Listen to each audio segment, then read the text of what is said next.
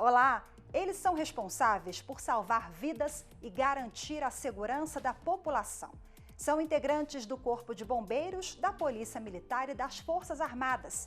Esses profissionais são homenageados no livro Heróis de Farda, do escritor e jornalista Vitor Borges, um dos convidados do programa Iluminuras de hoje. Esse livro é para esses profissionais, os anônimos, que muitas vezes são desconhecidos, mas estão todos os dias fazendo a diferença na nossa sociedade. Ao longo de 39 histórias, o jornalista narra ocorrências marcantes, como o incêndio do edifício Joelma em São Paulo, o acidente com o Césio 137 em Goiânia, depoimentos de militares que estão em missão de paz na África, no Haiti, histórias de superação, de coragem. Nos deparamos com um indivíduo preso nas chamas no segundo andar no prédio, gritando por socorro. A temperatura já estava insustentável, eu consegui gritar para que, se tivesse mais alguém pudesse pelo menos escutar para me poder guiá-lo. Você foi parar no hospital? Sim, fui parar no hospital com quadro de intoxicação. Um livro que humaniza o dia a dia desses profissionais de todo o país. Ao meu lado, Vitor Borges, jornalista e escritor. Seja bem-vindo mais uma vez ao programa, Vitor. Muito obrigado pelo convite, estou à sua disposição e dos telespectadores. Bom, aqui no Heróis de Farda, você humaniza, então, os integrantes das Forças Armadas, bombeiros, policiais militares. Seguramente são pessoas que trabalham, têm um ofício de proteger a sociedade, mas também são seres humanos, com alegrias e com angústias. Então a humanização é a característica desse livro no tocante aos policiais e aos membros das Forças Armadas. São 39 histórias. Como é que você fez esse recorte? Foi difícil escolher?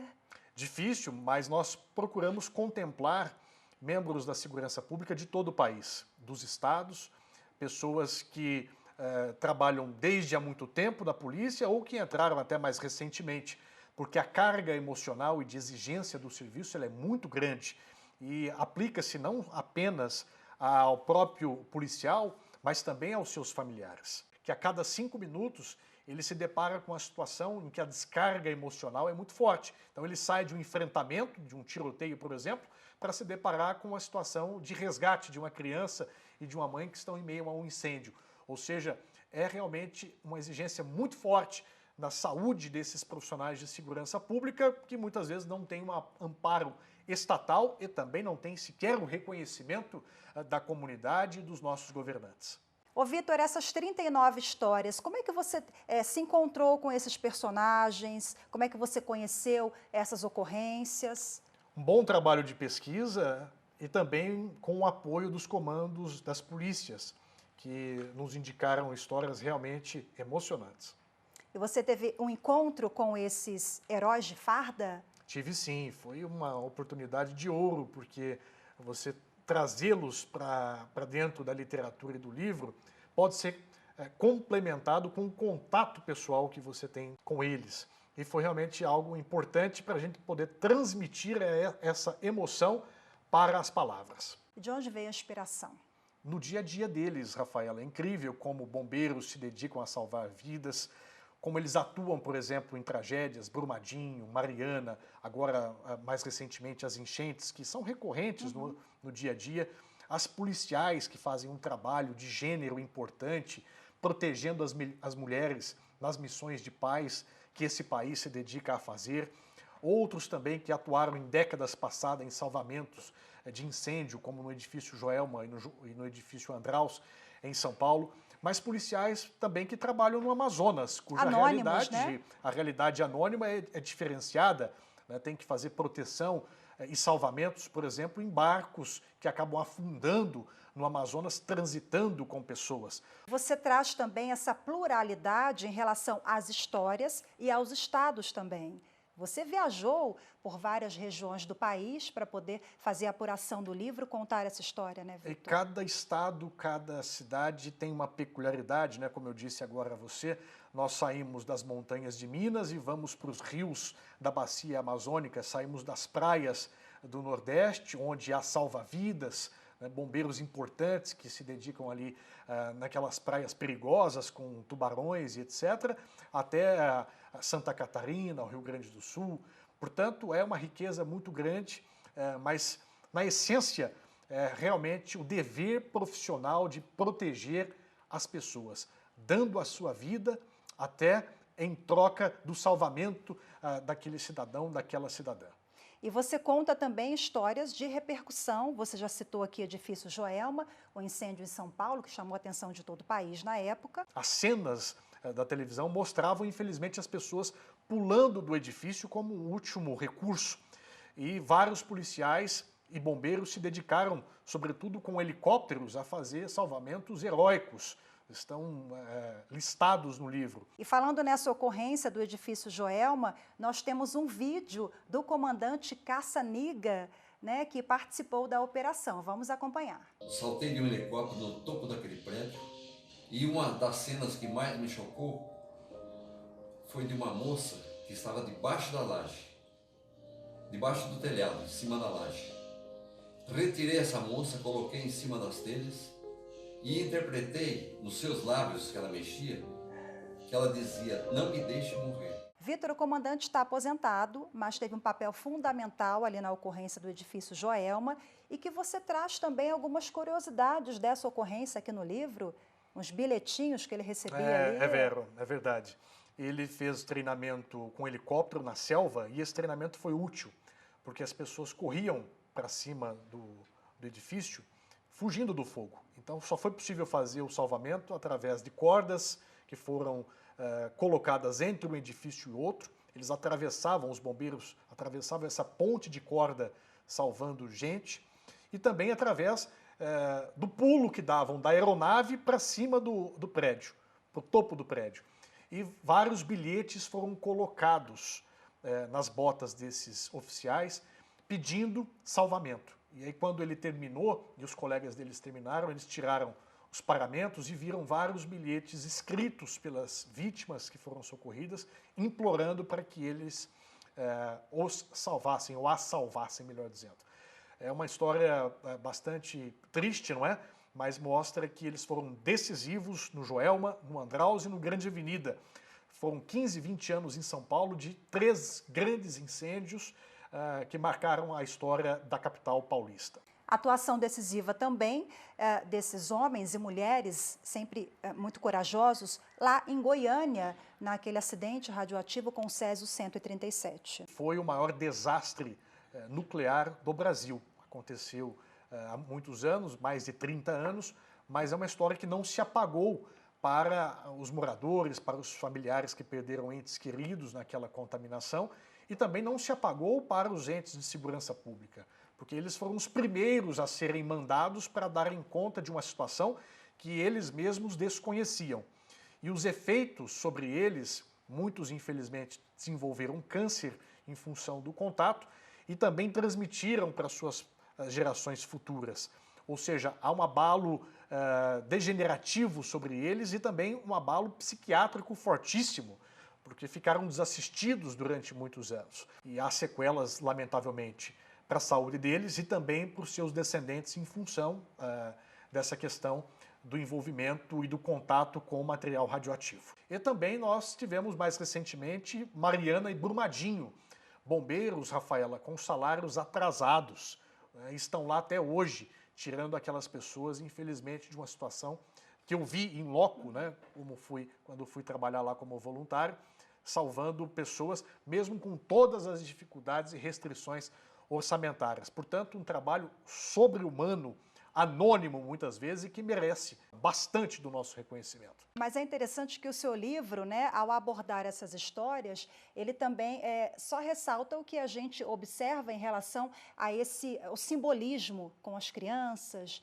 né, que adoram os bombeiros ou querem ser policiais, integrantes das Forças Armadas em geral. Existe esse apelo, ainda que a corporação seja maculada, infelizmente, por alguns integrantes que se envolvem em atos ilícitos, mas é importante ressaltar isso, né, que é preciso separar. Sem dúvidas, sem dúvidas. E falando especificamente sobre esse tema, nós temos um caso de um policial do Rio de Janeiro que estava fazendo a abordagem e a pessoa que estava sendo abordada era um grande meliante e ofereceu a ele um suborno de R$2 milhões. E ele recusou de pronto.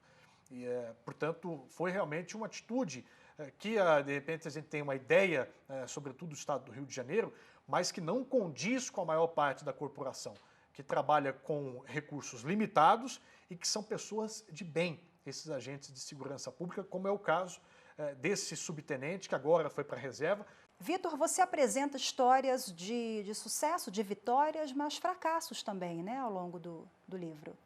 É a vida real, né? Exatamente. Nós, infelizmente, tivemos histórias tristes e a gente pode ilustrar como o caso de um dos maiores mergulhadores desse país, que é um sargento do Sergipe, e ele foi chamado como mergulhador especial que para poder fazer o socorro do Domingos Montanher, aquele ator da Globo. Mas, infelizmente, não foi possível.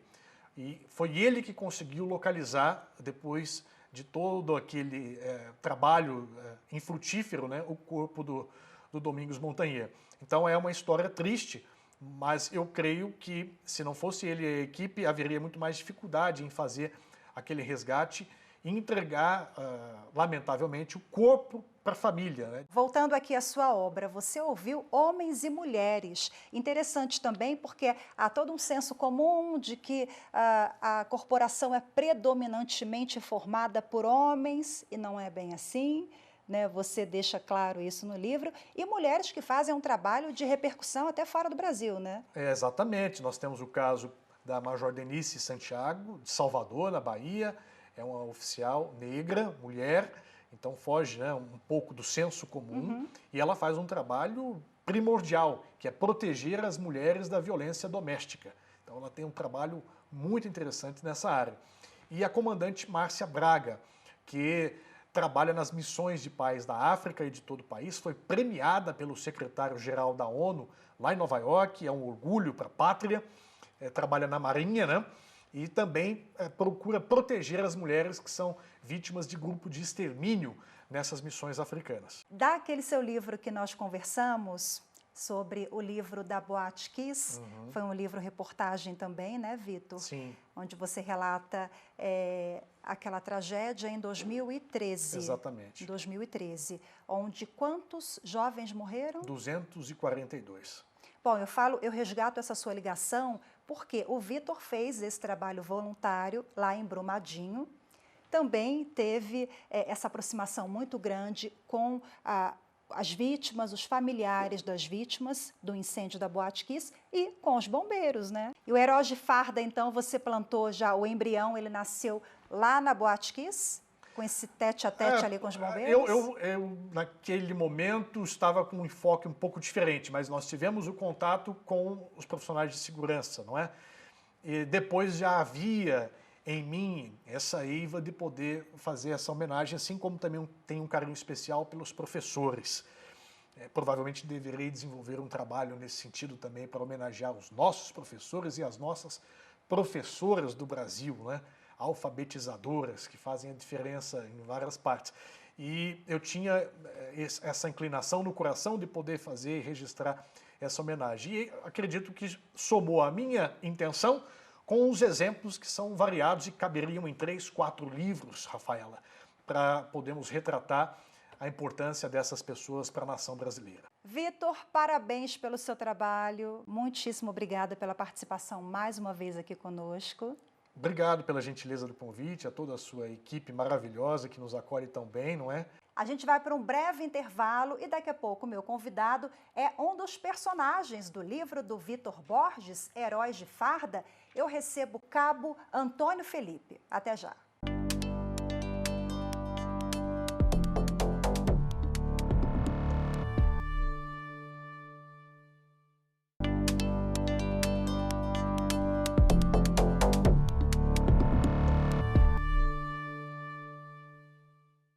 O programa Iluminuras está de volta e hoje apresenta o livro Heróis de Farda, do jornalista e escritor Vitor Borges. Agora, neste segundo bloco, quem está ao meu lado, o Cabo Antônio Felipe, aqui da Polícia Militar do Distrito Federal. Seja bem-vindo, obrigada pela presença. Obrigado. Bom, o Vitor, entre as 39 histórias, a sua, em que o Vitor conta uma ocorrência que aconteceu aqui no Recanto das Emas, que é uma cidade próxima. A região administrativa. Uma região aqui próxima à capital federal, Brasília, né? Foi um incêndio. Como é que foi? Incêndio. Estávamos em patrulhamento tático na cidade do Recanto das Emas e foi irradiado via Copom um incêndio em um prédio nas proximidades. A equipe deslocou até esse prédio. Contigo, pelo menos até a ponta ali, porque, moleque, é perigoso isso aí, velho. Não, tá bom, bora. Bora, vai. Se você... Vai. E aí nos deparamos com um indivíduo preso nas chamas no segundo andar no prédio, gritando por socorro. Então conseguimos entrar no prédio até o segundo andar e conseguimos retirar esse senhor desse apartamento que estava já tomado pela fumaça. Mas eu sei que você foi parar no hospital, inalou muita fumaça, enfim, foi uma ocorrência bem complicada. Foi porque fizemos uma segunda incursão e o incêndio estava cada vez tomando uma proporção maior com grande velocidade e nesse segundo adentramento, esse senhor que conseguimos resgatar, ele desceu com a toalha, consegui pegar essa toalha, molhá-la e colocar o rosto para ver se eu conseguia ficar mais tempo, porque a fumaça era muita. Né? A temperatura já estava insustentável, eu consegui gritar para que se tivesse mais alguém pudesse pelo menos escutar para me poder guiá-lo. Consegui, nas portas, forçar uma, onde eu me deparei com a senhora que, ao me ver, falou, não, estou grávida. Ela conseguiu balbuciar isso. Consegui carregá-la, né? Peguei ela no colo, coloquei o pano molhado, que estava evitando mesmo a fumaça, consegui colocar no rosto dela e consegui tirar ela desse prédio que estava em chamas. Você foi parar no hospital? Sim, fui parar no hospital com quadro de intoxicação. Nasceu de novo? Nasci de novo. Dia 19 de abril de 2018. Né? Isso daí faz parte do dia a dia da Polícia Militar, que se depara com todo e qualquer tipo de ocorrência, que vai desde um embriagado que bate a cabeça e que tem que chamar o bombeiro para poder atendê-lo, até um incêndio, até a explosão de um caixa eletrônico. Então, a Polícia Militar ela atua em todo tipo de mazela da sociedade. Como é que você enxergou esse trabalho do Vitor Borges, que no livro ele retrata e humaniza o dia a dia de vocês? Eu li o livro e fiquei, sinceramente, encantado com os atos de bravura de tantos irmãos de farda, que eu tenho Brasil afora. São, de fato, pessoas com a abnegação muito grande, com um senso de dever que a sociedade não se dá conta do sacrifício que se tem, né? E até onde essas pessoas chegam sem ter ou reconhecimento da sociedade, às vezes até do poder público. Você é um dos heróis aqui, dos heróis de farda. Nessa foto aqui, soldado PM Antônio Felipe, porque na época você era soldado, hoje Sim. Cabo Antônio Felipe. Essa fotografia aqui é a sua família? Sim, é a minha filha e minha mãe. Eu recebi uma condecoração do Corpo de Bombeiros Militar do Distrito Federal, a medalha Dom Pedro II. A gente está falando aqui de salvamento nessa ocorrência de incêndio. A gente tem também operações policiais em áreas de risco. Sim, a gente lida com o inesperado, né? Por vezes já perdemos um irmão de farda numa ocorrência de Maria da Penha, onde o indivíduo de dentro efetuou disparo na equipe e vitimou um sargento nosso. Então, nós nos deparamos com o inesperado. A gente não sabe o que está esperando a gente no nosso dia de serviço, a cada esquina, a cada abordagem que a pessoa pode estar armada e pode efetuar disparo. Antônio, eu estou observando que você veio com colete, tem aqui uma logo do grupo tático que você integra. Que grupo é esse? Como é que é a sua atuação no dia a dia? O Grupo Tático Operacional é uma tropa de patrulhamento tático, faz um policiamento com táticas e técnicas individuais diferentes, armamento diferenciado, para ocorrências de maior vulto, ocorrências com maior grau de complexidade. Então, os batalhões contam com os seus grupos táticos operacionais que atuam, primeiro dando apoio ao policiamento de área, e atuando em ocorrências de maior grau de complexidade e de risco, né? E aí nós utilizamos colete e essa simbologia é do curso tático operacional, né? Que é um curso de aperfeiçoamento de patrulhamento tático que o policial faz para melhor exercer o patrulhamento tático. A forma que nos vestimos, a forma que nos portamos, tudo isso está dentro de uma doutrina de patrulhamento tático, da postura e compostura do patrulheiro tático.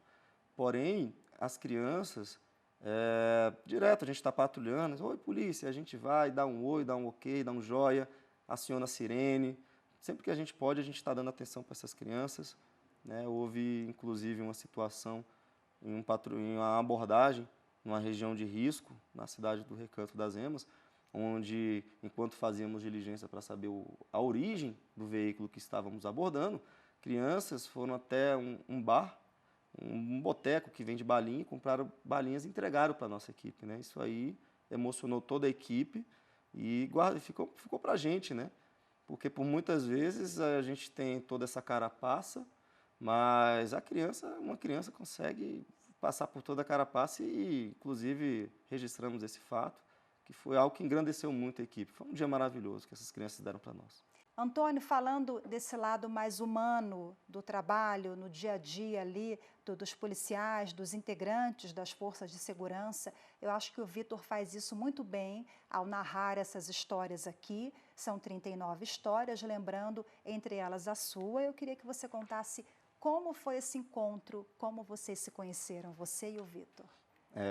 Foi através de uma pessoa em comum, uma professora no estado de Goiás, né, que entrou em contato e falou, poxa, tem um amigo que é jornalista que está fazendo um apanhado de ocorrências onde houve salvamento, onde tiveram um maior destaque.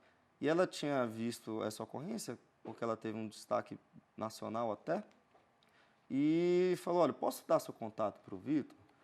Eu falei, não, pode, sem problema. E aí tive a grata satisfação de conhecer esse grande jornalista, que é o Vitor Borges, né?